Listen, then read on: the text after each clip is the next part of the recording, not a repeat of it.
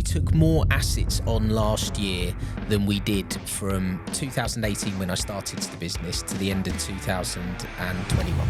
We were trying to oversell ourselves when really what you should be doing with things like this is warts and all. We took on and have helped 7,000 clients now globally, which is absolutely incredible. We had a revenue target in mind that we wanted to hit, which was 20 million of revenue. We blitzed that as well, which was absolutely fantastic. You made the step into really putting yourself out there as a business. Have you seen the benefit in doing that? Because I was so concentrated on actually doing it rather than telling people about what we were doing. 2025 is the year of consolidation. That is what 2025 is about.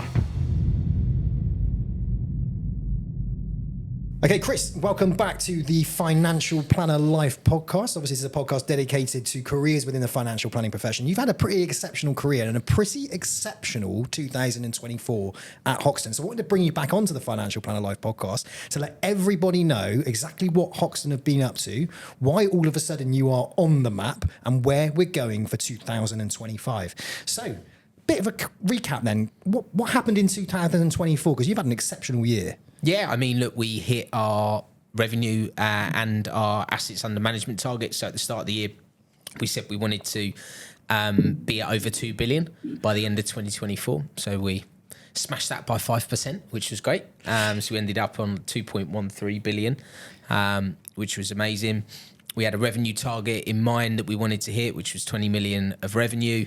We blitzed that as well, which was absolutely fantastic. So as a business, in terms of business measurable stats or KPIs or whatever you want to call them, we did really, really well.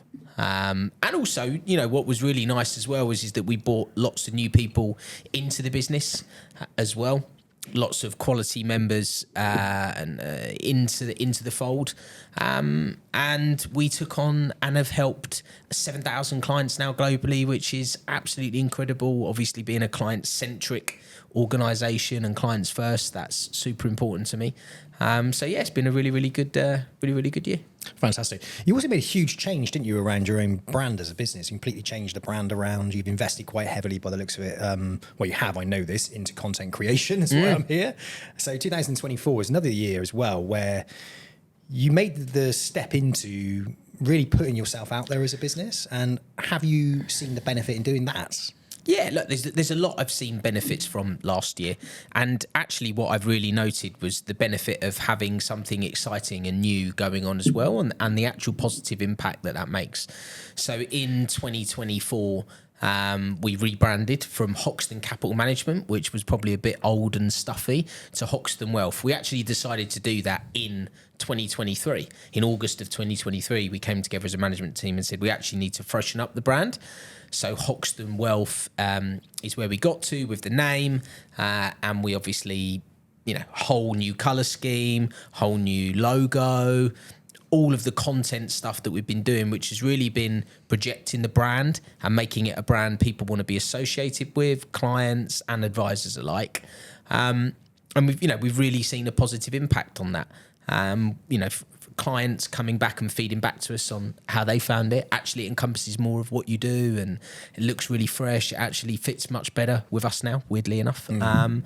And advisors being excited that they are part of a dynamic, growing, young business that's really trying to push the limits on what we do. And they feel that the brand resonates with that as well. So yeah, it's really exciting. Well, you can't move from seeing you in the press as well and seeing the business in the press.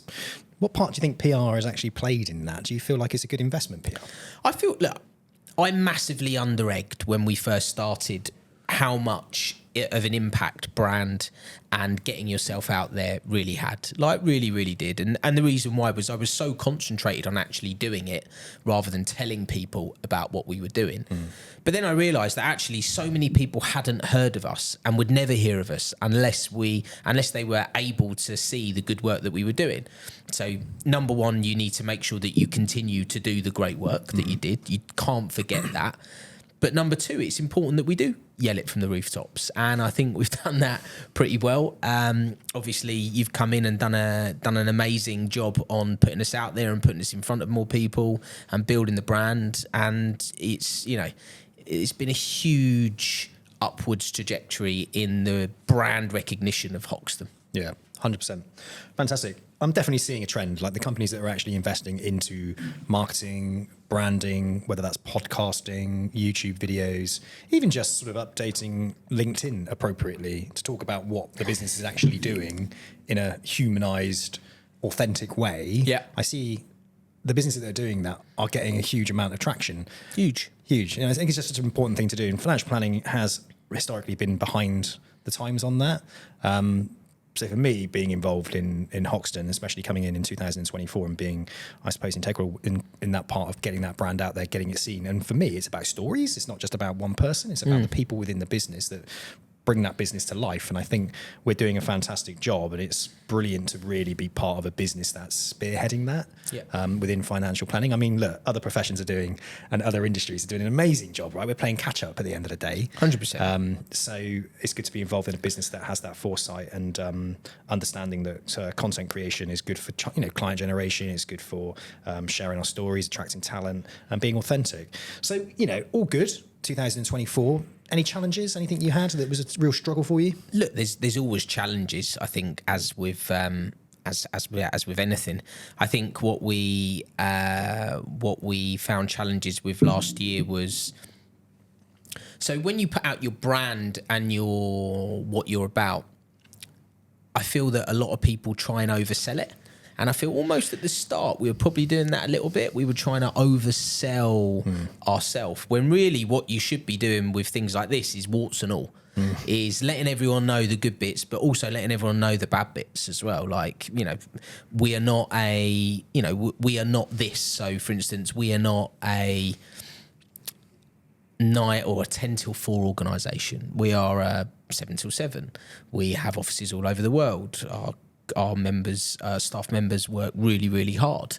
Some of them work on the weekends. Like, people, I think, had a different concept of what it was that we were, and I think that was down to us because we didn't necessarily put it out there as to exactly what we were like. And I don't think we was trying to be disingenuine or anything else like that, but I think it was more, when you first start these things, you evolve. It's wherever your career, life, whatever it has, you get better and do better as you go forward. And now we're at a point where I'm really comfortable with who we are, and I will happily say this is exactly what we do and this is how we do it. And if you don't like it, then it's not for you, and that's cool as well. Not everything is for everyone, but this is the way we do things, and this is the way that we want to be known going forward. So I think that was a bit of a challenge that we had. Some staff members came into the business that thought it was slightly different to what it was.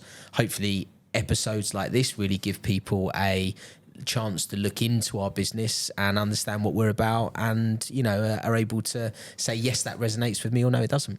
Absolutely, 100%. It's all about being that authentic and sharing the story along the way. There are wins, there are losses, and you've got to be honest about all of them and 100%. make those improvements to make it actually better. You invested a lot of time and energy in your own personal brand. How have you found that as a leader, a CEO within an organisation that's growing, putting yourself out there like that on platforms such as LinkedIn? Good and bad. Good in the fact that I've had huge amounts of opportunities come my way as a result of it. And that's not just personally, that's for the business. I've met people that I would never have met before. I've spoken to really interesting people, and I love that side of it. That obviously the bad side is that, you do get comments that could potentially be hurtful. You do get people say things to you that, you weren't anticipating. But ultimately for me, with that, it's everyone has an opinion, and actually there's very few people's opinions that I actually value, and a lot of the time the people that I value their opinion, they're the ones that are actually telling you to go for it and push forward. But again, I think it's that kind of being not disingenuine, but like almost putting yourself out there, and then people really seeing what you're like. People know what I'm like before I've met them now. Yeah. Because if they follow me, they can understand my personality and the way I think. And again, you either resonate with that or you don't, and that's cool. It doesn't make any difference. But I would say I would encourage, and we are encouraging, you and I collectively, people within our business to be more vocal and to get out there and speak, because it is. I mean, it's an insane platform. I think last year I had 4 million impressions on LinkedIn. And that's like me having a billboard on the Shakeside Road and 4 million people seeing that on their drive to work every day. I'd pay millions for that on a yearly basis. But yet I can achieve that for free, or just time and, the amount that I pay the people that help me with that for a fraction of the cost. So I see it as a huge, huge positive. And especially on platforms such as LinkedIn, because you can be really selective on who you connect with. So if you are targeting a specific type of audience, then you can connect with them, you can follow them, and the likelihood is they're going to see your content when you do that. So you can be really specific and really niche as well. On lots of other platforms, you can't really do that unless you are paying for it. At the moment, LinkedIn is you can pay for Sales Navigator and all these types of things, but you don't have to pay an absolute astronomical amount to be able to generate a huge amount of eyes on what it is you're doing. You hit the nail on the head, 4 million impressions. To say that in this day and age, 4 million people have seen videos, pictures, your text, whatever it might well be, over a year is just like, if you said that to yourself 5 years ago, you'd be like, what? Like, it is crazy, but we come to expect it now. Yeah. And that number within the space of financial planning is astronomical. And I think anybody who's a leader is willing to put themselves out there, warts and all, and be prepared to be uncomfortable because not everybody agrees with what you're saying or whatever. I think it's admirable. And I think a lot of people within financial planning, there's a lot of really great people that I've met that run businesses, and I'd love to hear more from them. Yeah. I'd like to hear them step up and share their opinions and be honest and to not be too scared about what to say. Yeah. I think it's important, Definitely. It's great. The growth you've had in 2024 up against the year before, has been astronomical, really. It's been really, really good. Doubled up on AUM.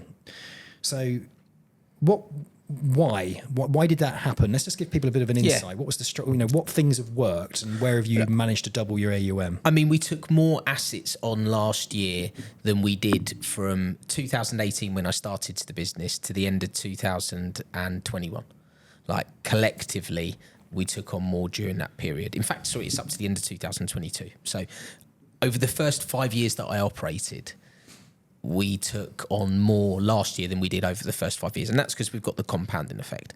So what I've really noticed, and I noticed last year, things don't happen overnight. We made a shift to enable last year to happen in the back end of 2021. So we shifted what we were about. Typically, we were focusing on UK pensions with UK expats living abroad.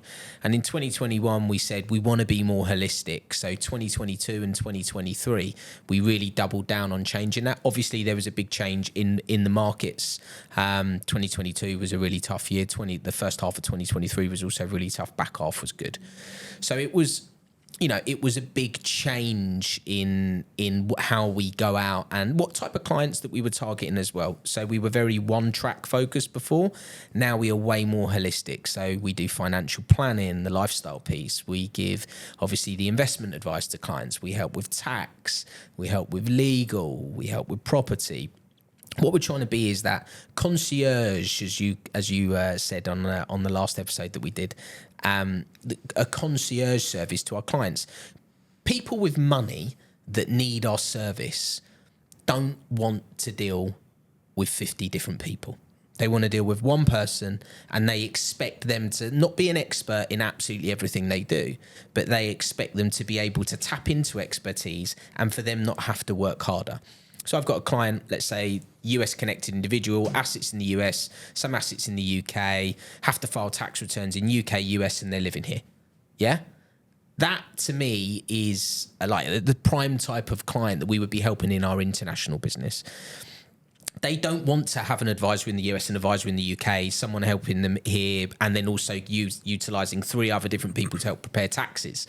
They want to go to me and go, Chris, this is my problems. Can you help me piece this all together? And we turn around and go, yeah, we can.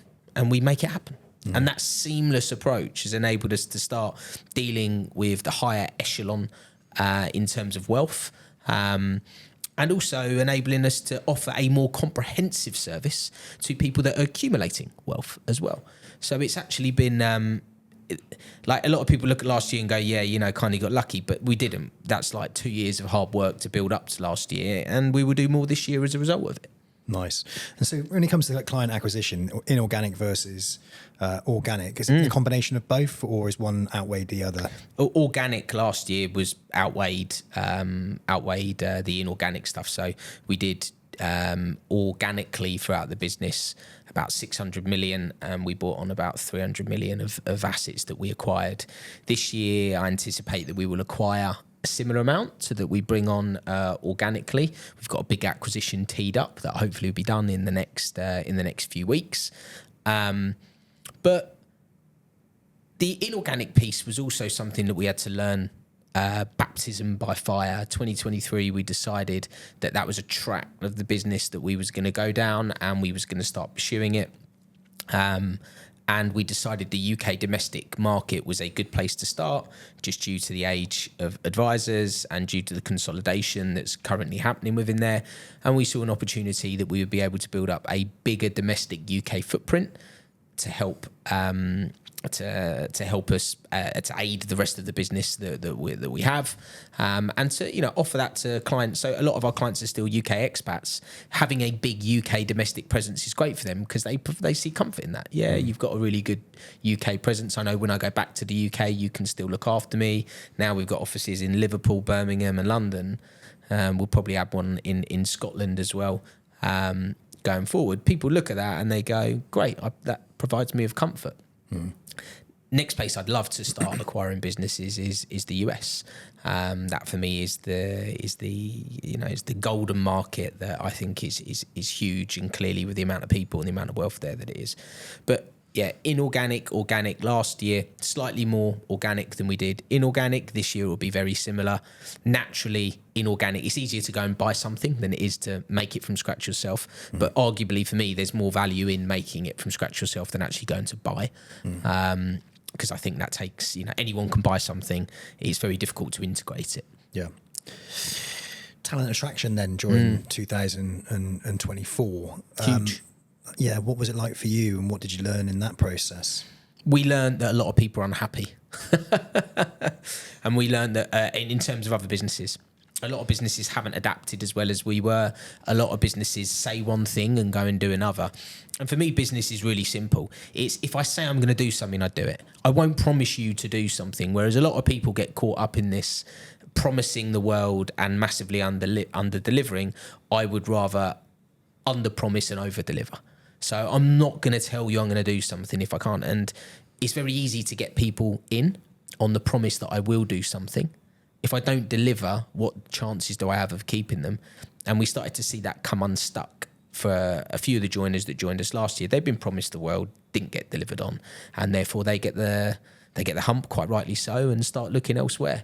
So that for me is a key part of what we've got to do, which is consistently deliver on what we say we're going to do.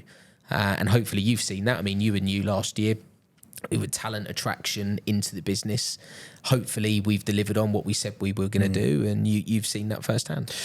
I've had a lot of conversations with financial planners that are now in the UK that are now fully aware of who Hoxton are and are following our journey. Yeah. And they're watching.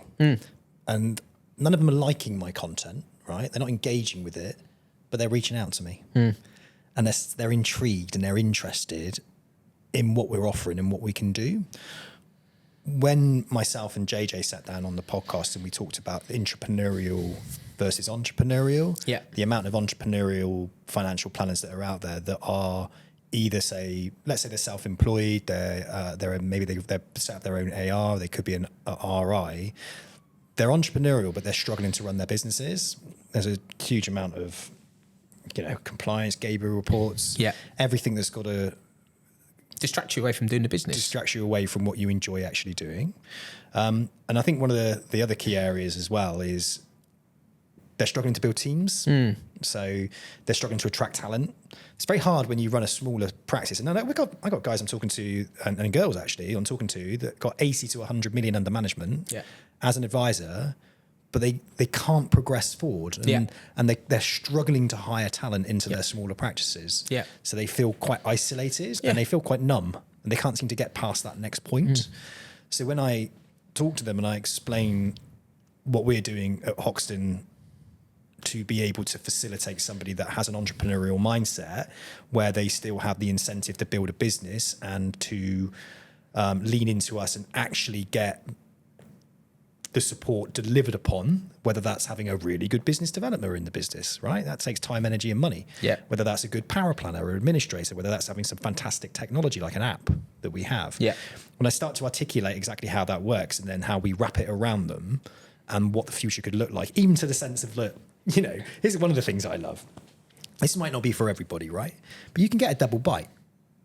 So if someone comes to us and they've got 90 million AUM, and I've got people in their 30s that are talking to me like that, they can come across and they're actually interested in the opportunity to sell their business, come into us on an employed basis, to continue to serve those clients and to build more AUM for the rest of their career. And then for us to then buy that off of them. Yeah. So they get like a double bite. Yeah. And they're like, really? I can do that. And then you start to bring in the opportunity that, you know, you can work abroad if you want to and continue to service their clients. So for me, this year has been a massive educational piece on the infrastructure and the environment that we have that supports those entrepreneurial individuals and trying to educate them on how they can come into us and be intrapreneurs. Yeah. I think it's a really, really big thing. And I don't think there's enough companies out there that are really doing that to support those people. And there's a lot of people out there that are quite unhappy in their situation where they don't have to be unhappy. Yeah, agreed. You know, and I think that's something that I've learned in 2024. And I don't think I'd have ever understood that fully if I didn't come into a business and work within it. And also to come into a business that actually has built what I would consider to be like mini practices within it. You know, you can come in and be employed, but it doesn't mean we treat you like an employee, that you have the ability to build your own business as large as you want to do it. Yeah. And that we actually truly do have the training and development and support, even down to a pathway program where there's people that are coming through that might well benefit that individual's business, are being trained from start about how to generate clients, for instance. Yeah. Some of the struggles that people actually have. So that for me was an eye opener, and that's where my eyes opened up, and I thought to myself, wow, that's what I learned in 2024 about Hoxton. It's very lonely, isn't it? Yeah.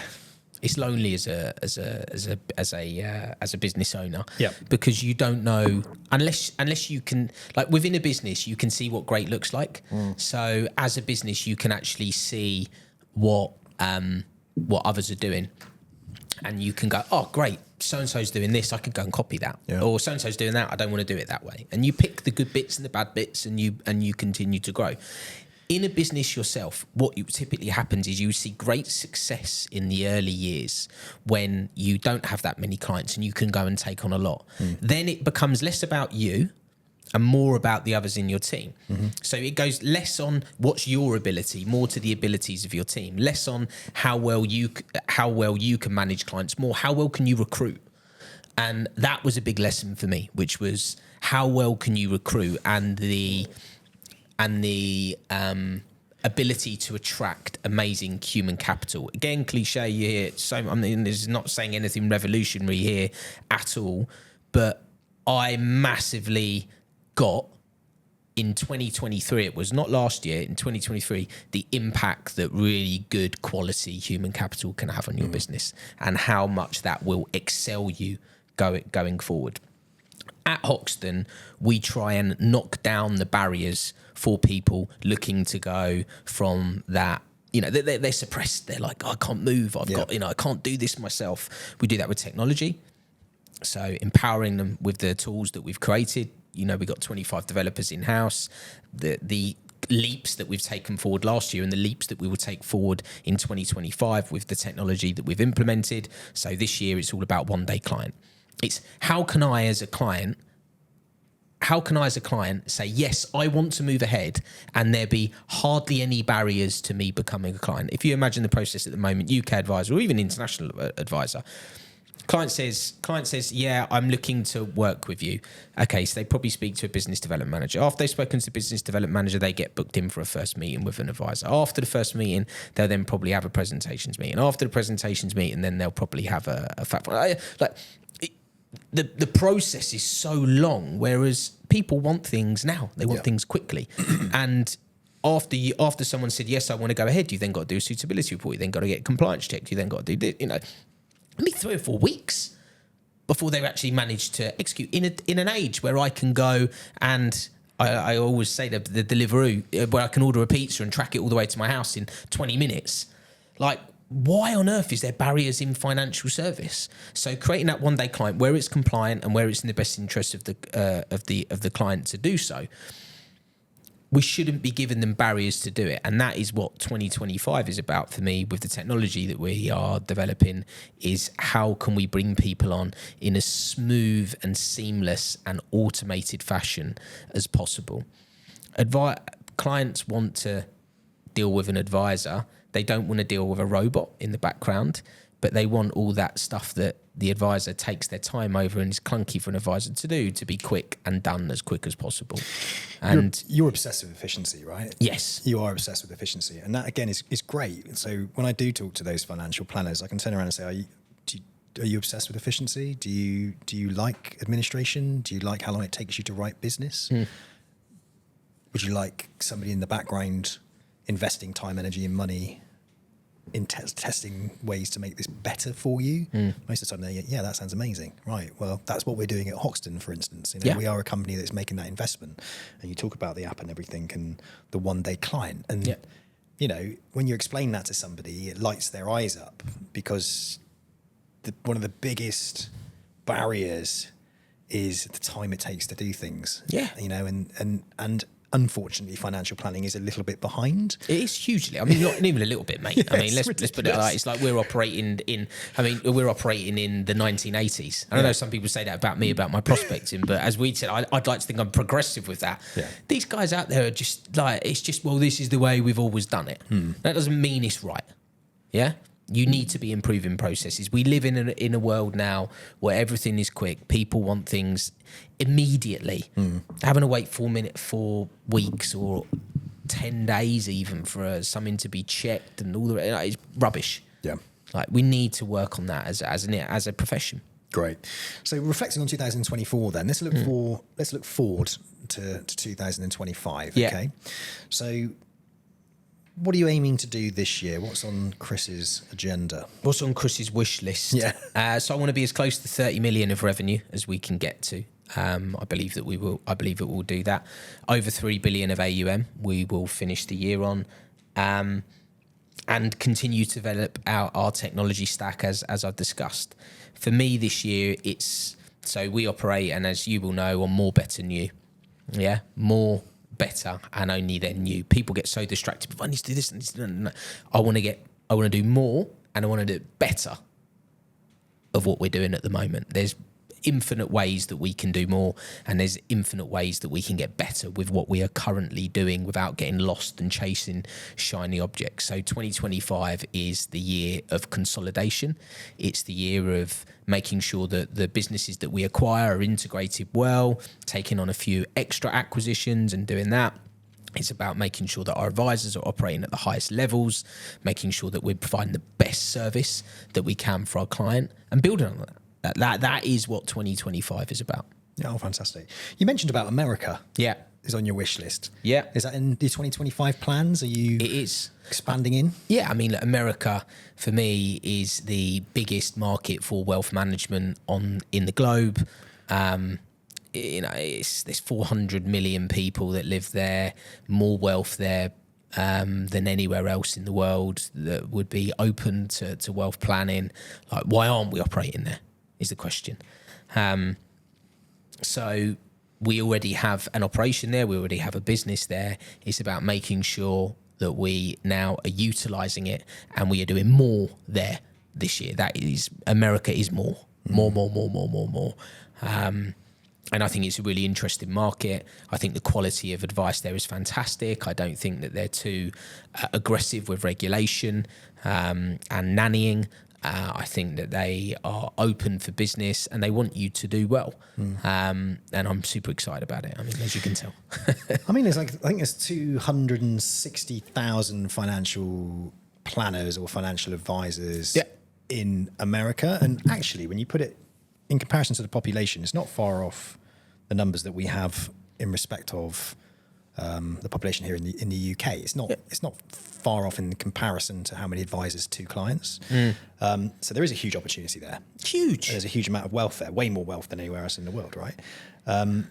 But they also have an aging population of advisors as well. They do. So that's another thing I looked into. There's a huge amount of them, like it is in the UK, that are approaching retirement, and not enough younger people who are actually getting involved in it. No way. So again, the opportunity there to excel is huge. I mean, you mentioned previously you really admire a company in America, don't you, called Creative Planning. Yeah. Creative Planning. Like, just tell me why you admire them, and what is it about their journey that makes you feel like there is gold in America? Number one, I like what they're about. I mean, they're about long-term investing, doing right things by their clients, like not trying to get caught up being all things to all people. They're very specific with what they do and who they target and how they grow their business. They were the kind of pioneers, I suppose, of lifestyle financial planning to the masses. Obviously, there's been individual people, but, you know, as a business, they've really adopted that approach. And that whole goals-based approach is what really resonates with me. I get it and I understand it, and it's logical what they're saying. It's led by a guy called Peter Mallouk. Hopefully I'm pronouncing his surname right. But he is, you know, again, very level-headed, very, he's not brash, he's not flashy, he is still advising clients within the business. He goes around and sees all of the people within the business. I heard he even calls up everyone in the business on their birthday and wishes them happy birthday. I don't know if that's a myth or not, but to have that perception from the outside looking in, to me, is what I really want people to look at Hoxton like and see that. So that resonates with me a lot. Not to mention that they're nearly $400 billion of AUM. They've grown exponentially every single year. They bought Goldman Sachs' wealth management business. You know, I could keep off reeling off facts after facts for facts. But it all really boils down to me is I love what they're about and I love what they do with clients. And I think that that's the gold standard. And that's what I want to try and emulate with what we're doing. I don't think, like, so many people get, you know, you need to be new, you need to do this, and you don't actually. You just need to see what works. Yeah. And copy it is one word, or, you know, try and match it and add your own spin on it. Financial planning is not a new profession. It's been around for years and years and years and years. What I do is, and the way I do things is not too different to what most people do. But I just do it my way. And that's what I want to do with that. Great. Lifestyle financial planning then is there's a big word at our kickoff conference this year. Jonathan Jay gave a fantastic presentation on that. Lifestyle financial planning, why is that so important to you in 2025? It's been so important to me all along, I think. And I think that you get so caught up in your own way of doing things that actually sometimes when you take a step back, you go, this is actually how I want to do things. And what it's really meant for me is that looking at it from a business point of view and then looking at it from a client point of view. So looking at it from a business point of view, to be able to help clients achieve their long-term goals means that they will be long-term clients of the business, which is clearly great. Yeah. From a client's point of view, you're not getting someone coming and talking to you about, your investment's done this, or trying to push product down for you. You're getting someone who actually understands what you want to achieve and why you want to achieve it, and then helping you get there. Like, that's what financial planning is. It's not, I've got a pension, I want to get 2% extra a year from it. Well, why? Like, how on earth does that fit into what you want to achieve with your goals and your life?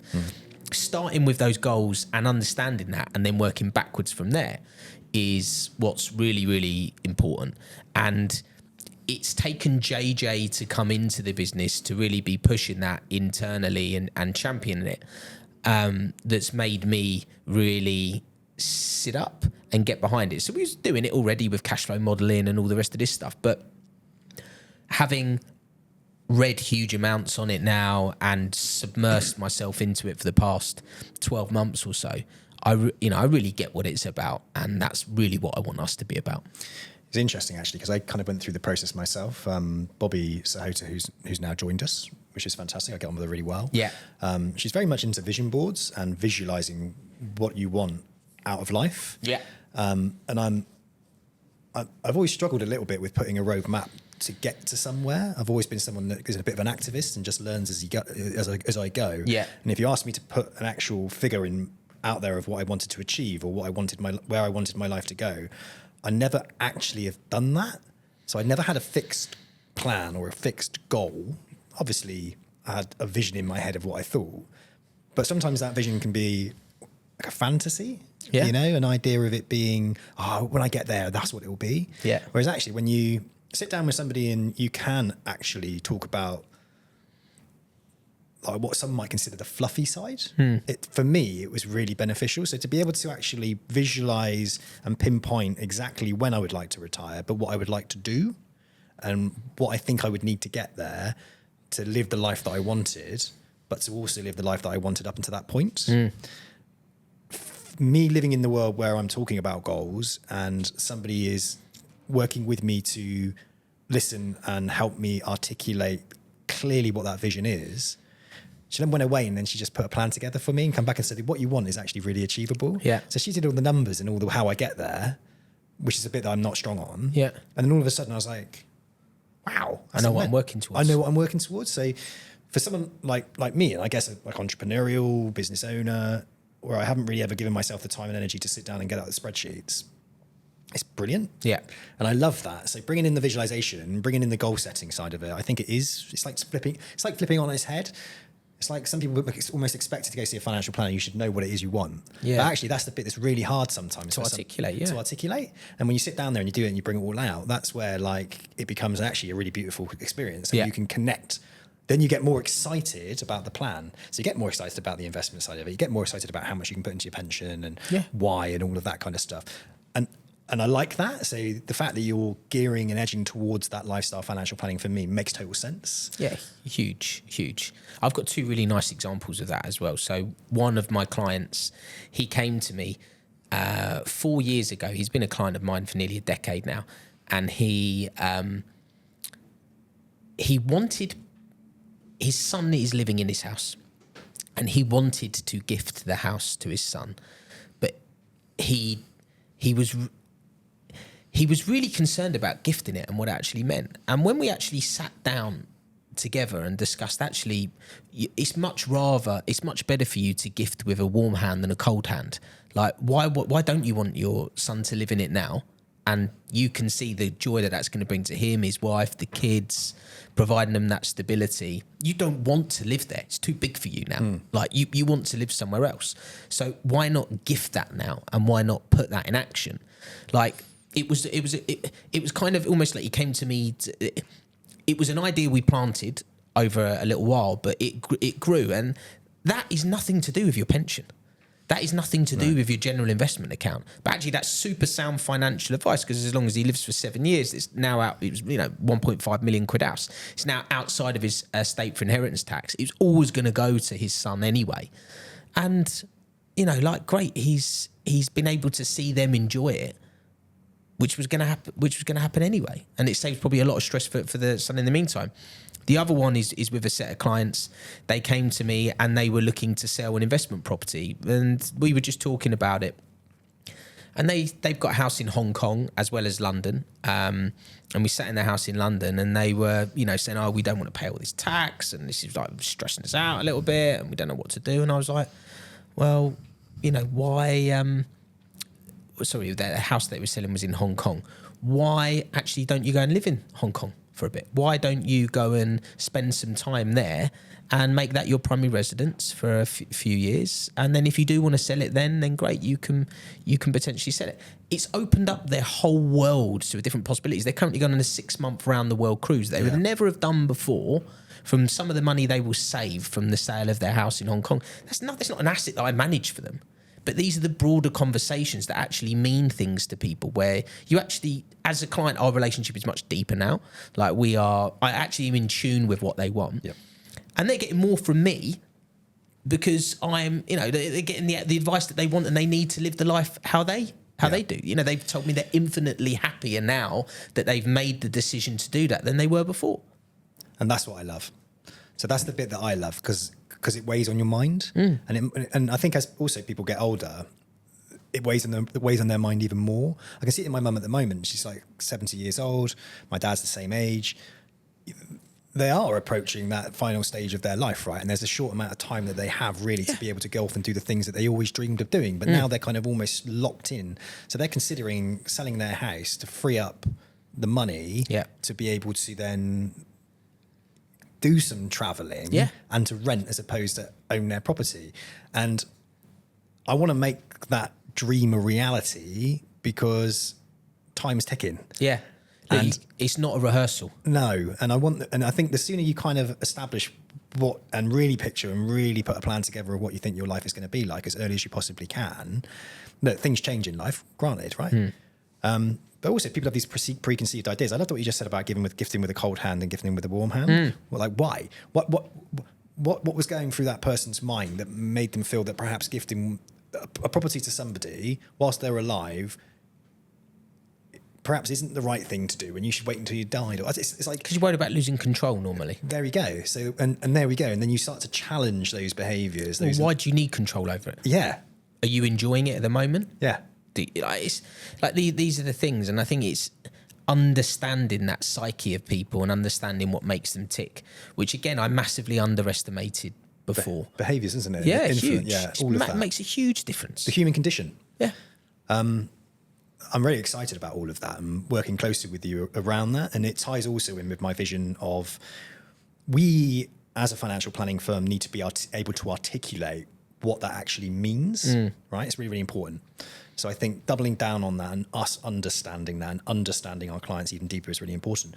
But we also get that from bringing our clients into our world. Yeah. So for me this year, it is like I'm excited about bringing my in-house videography team in, right? There aren't many financial planning companies that are hiring 2 videographers, 2 editors and building a studio and creating things like documentaries. So I can go out and those great clients and those great stories of success, I can talk to them. It's to get these stories out there. Yeah. Because ultimately, the problem that you have as a client is you always feel that you are the only one in that boat.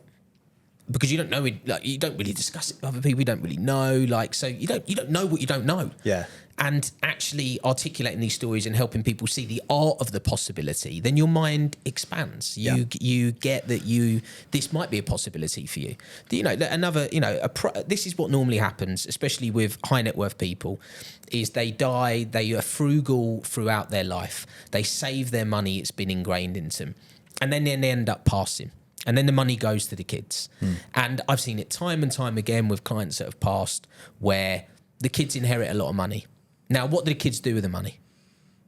Well, they can spend it. They go and spend it as quickly as possible. Yeah. They don't save it. Yeah. So if you're going to give it to them now. Enjoy Let it. them not have to go through hardship sometimes. And I know, like if they're going to get it, then, and also, but that should also mean that you need to learn to enjoy it now. You giving them 4 million versus 2 million or 1 million versus 500, it's not going to make a huge difference to them overall. And actually, it's much better. They would probably prefer you to enjoy it, unless there's something seriously wrong with them, than for you to be leaving as much as possible to them so they can go and blow it on a house or maybe get divorced and lose half of it. And like all of these things can happen as well. So it's super important that people do enjoy and really, like I said it before, life is not a rehearsal. No. You need to enjoy and not rob your partner of the experiences just because you have no plan around it. And that's what it normally comes down to. Life is not a rehearsal sounds almost like a series to me. This is I'm as I'm talking to you, I can now visually see how we bring these stories to life. Yeah. So it is really, really important. It's a combination, I think, within financial planning when it comes to marketing. Yeah. I think it has to be story driven and it has to be relatable. So it's a bit like when you look at my Financial Plan Life podcast, now the Hoxton Life podcast, right? Someone's thinking about joining us. They can listen to the recruitment consultant who's telling them how fantastic it is, or they can listen to 30 people sharing their personal experience of working within a company and what they did and how they did it and all of that, right? So people relate to that and they start to relate to a person as well. So someone might relate to you more than they might relate to Jacob. And that's okay because that's like a personality type thing, right? So you need to bring all these multiple types of personalities to the surface and all these multiple experiences to the surface. And no one's really actually putting the client at the forefront of any kind of marketing when it comes to financial planning. It's almost like we do a great job for our clients and we'll tell you why. And it's like, no, let's hear it from Mr. and Mrs. Smith. What did they actually learn during that process? And has it had a positive impact on their life? Would they have wished they'd done it sooner? How did they feel when they were sitting with some uncomfortable thoughts around gifting, etc.? what did it feel to be able to go on that amazing cruise or that amazing round the world trip instead of waiting? Instead of hearing the horror story of something, want to hear the successes and the wins. And that's something that I'm very, very interested in. And just having this conversation just brings it again to the surface, which again, why I'm super excited about having the team in-house, because it allows me the flexibility and the freedom to go out and create the stories that I think that really, really matter. Because those are the stories that somebody is going to relate to. If they're sitting there and they're unsure what to do, but Mr. and Mrs. Smith have articulated it perfectly, they'll go, I need to speak to Hoxton Wealth, you know, especially with this. I love as well when you bring it into an international firm as well. People are moving around, 100%. You know, so many people are leaving different countries. So it's like we've got the ability to actually bring to life a client who might be living in Dubai, but moved from the UK. And how do we help them in that transition? Or somebody from the USA who's moving over to France. How do we help them with that transition? Yeah. And I think that's really, really important because it brings almost a romance to the scenario as well, and a relatability, not just money. Because actually money, when you think money, it actually conjures up a lot of anxiety and it makes you kind of like quite tight because it's like, oh, I haven't got enough. That's usually the thing that comes to the mind first of all. So how do we break down that perception, that conversation of money in a way that is actually a release? Cool. Good. I'm glad we had that conversation on the podcast. It's nice when you have a brainstorming session at the same time. It is, for sure. And that's really always kind of hit that home for me. 2025, right? You got DeepSeek came out. Yeah.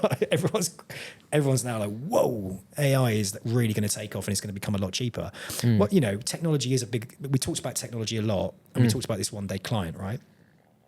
How much of an investment are we making in it, and why is it so important? 7 figures a year in technology. Yeah. I won't give exact amounts, but we spend a lot, and it's because you've got companies out there spending hundreds of millions, billions, you know, and actually in the financial planning space, I was really spending a lot. I feel that with to catch up what we've done, it's going to take someone a while. And a lot of investment, which not a lot of companies want to make. We've laid the foundations for that.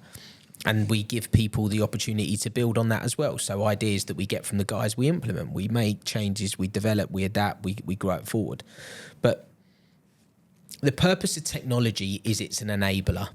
It shouldn't replace you. AI may well replace financial advice, but I can't see that happening during our lifetime. But it will enable you to, instead of look after 250 clients, it'll enable you to look after 1,000. Instead of 1,000, it might maybe enable you to look after 5,000 with a team underneath you and things like that. So you need to think of it more that way. Is how can I use it to my advantage, as opposed to it's going to replace me and you know I'm not going to have a job and I don't want. I'm going to shy away from it. Such a narrow mindset. You need to it's happening, whether you're on the bus or you're not. The train is leaving the station and you need to get on it quick. And we've embraced that since we started. And that's part of that growth mindset value. It's making sure that you see these things as they're happening and make sure that you're utilising them within the business. I mean, so let's take AI. So how are we using that in the business at the moment? Well, and these aren't all tools that we've developed. The developers use it to help them write more code. So we're developing at quicker speeds and being able to get out more. Advisors are using it to help with their meeting notes and record conversations with their clients to make sure that we're compliant and speed up the client journey. We use it in acquisitions where we have had clients that have come, advisors that have come to us that have got handwritten fact finds, hundreds of them. We've scanned them in, taking the information out and populated it direct into the system in a couple of hours that would have taken days and days, maybe months of time for people to do. So you see where I'm going with this enabler as opposed to as a kind of I was going to replace my job. It's about quick, get things done, move.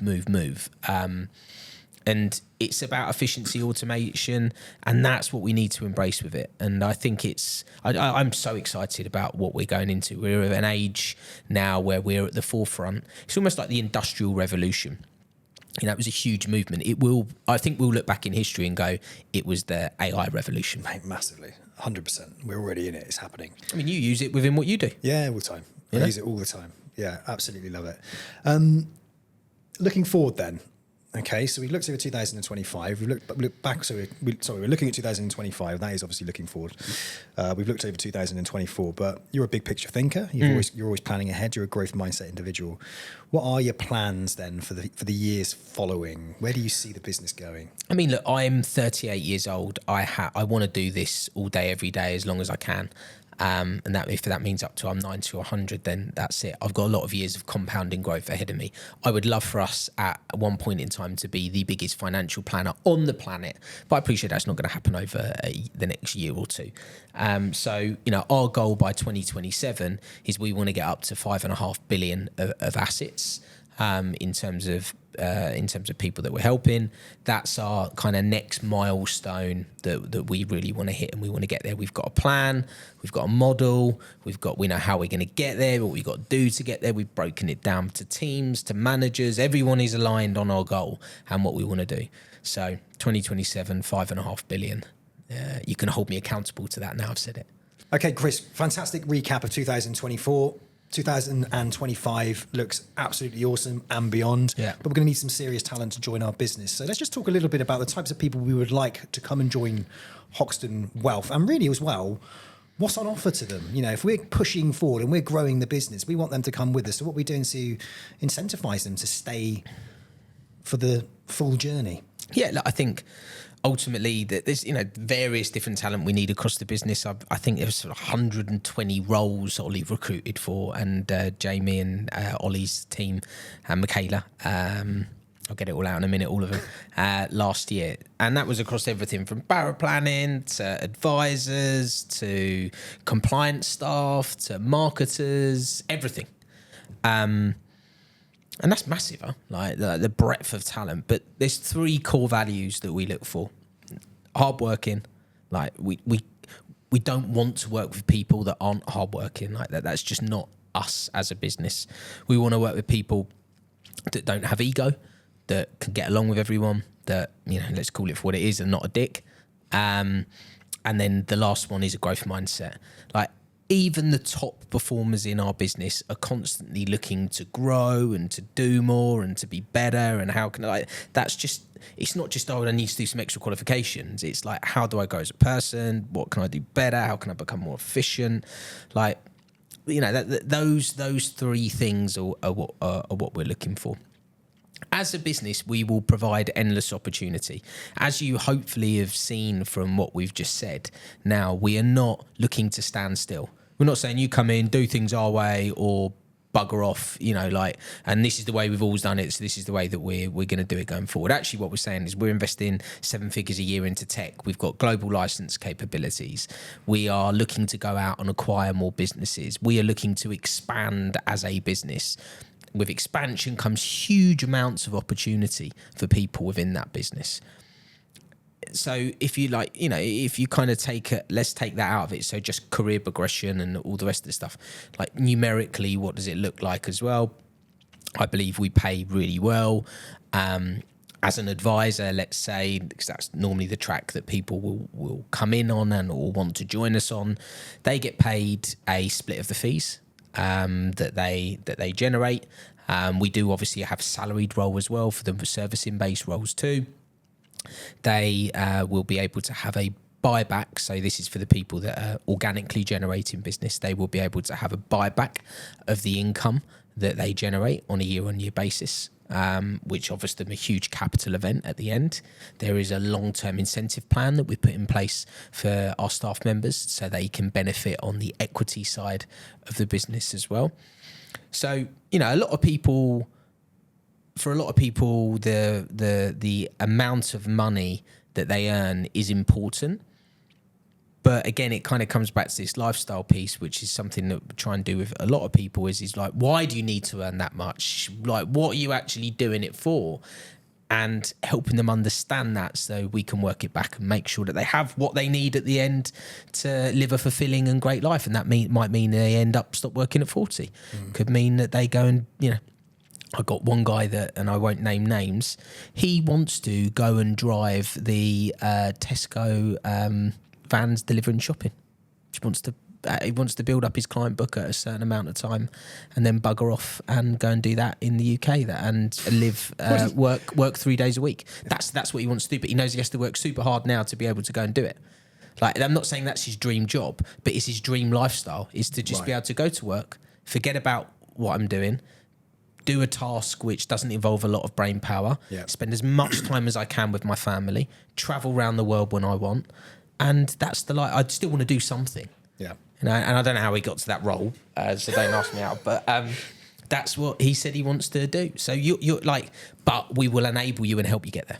Perfect. We've obviously as well, we've had huge success with the Pathway, which is our in-house academy, essentially, right? Where we can take somebody without any experience all the way to becoming a financial planner and beyond, wrapping a team around them, and obviously eventually reaching that point where they can sell their business on an internal basis and walk off into the sunset with a nice lump sum of money. We are a through business. You can start with no experience all the way to the end, which I absolutely love. So we've had huge success with that pathway.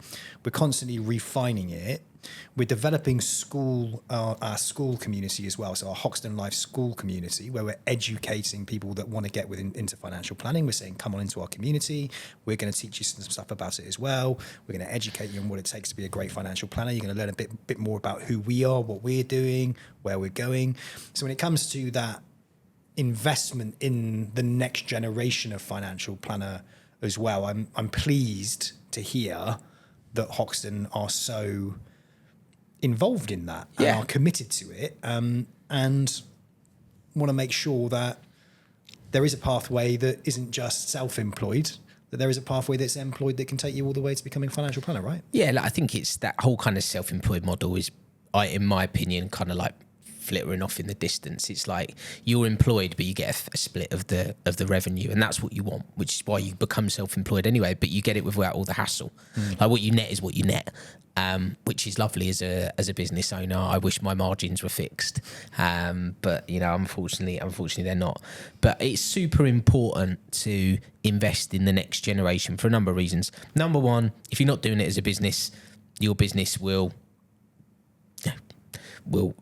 the flames will get smaller and smaller and smaller and smaller. You want your flames to burn bigger and higher. And the only way that you can do that is by putting more wood onto the fire, and building that up. And really, that's what we're doing with the juniors, the pathway program within our business. Is not only are we helping them, we're also helping ourselves. Like, let's face it, we are a business, and that's one of the reasons why we do it, or one of the main reasons why we do it. The ability to give back is fantastic, though. As I've grown with the business, I've realised that there's things that are really important to me, and one of them is creating opportunity for others.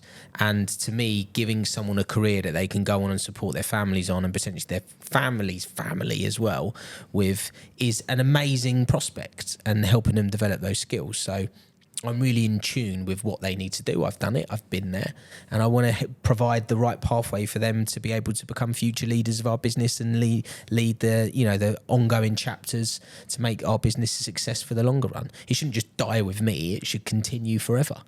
Absolutely. Great. Chris, so many exciting things to look forward to for the future. Thanks for the recap of 2024. I for sure know that I'm in the right place. It's an innovative, creative business that is going places. And anybody listening here today that's interested in finding out more, they're more than welcome to reach out to me or Oliver in the recruitment team, and we can certainly give them an insight into a little bit more about life at Hoxton. Definitely. Great.